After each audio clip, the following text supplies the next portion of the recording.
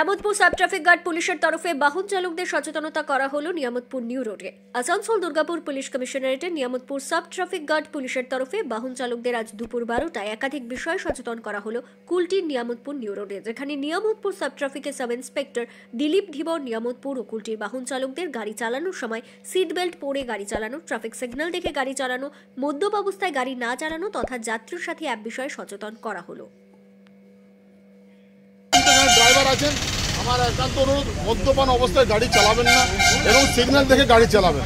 আর কখনো রেসারেসি করতে যাবেন না যে আমি ওর আগে যাবো ওভারটেক করতে গেলে, কিন্তু সবসময় অ্যাক্সিডেন্টটা বেশি হয়। ড্রাইভারকে বলা হচ্ছে যে সেফ ড্রাইভ সেভ লাইফ, মানে নিজে বাঁচো অপরকেও বাঁচাও।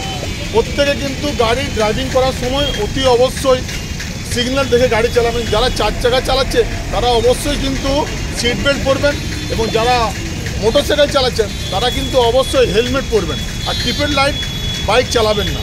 আর এই যে নতুন আমাদের একটা হয়েছে যাত্রী সাথী অ্যাপসের মধ্যে সবাইকে বলা হচ্ছে যাত্রী সাথী অ্যাপটা ডাউনলোড করুন এবং যাত্রী সাথীতে আপনারা অটোমেটিক পেয়ে যাবেন, আপনারা মানে বুক পেয়ে যাবেন, যেখান থেকে অনলাইনে বুকিং হবে।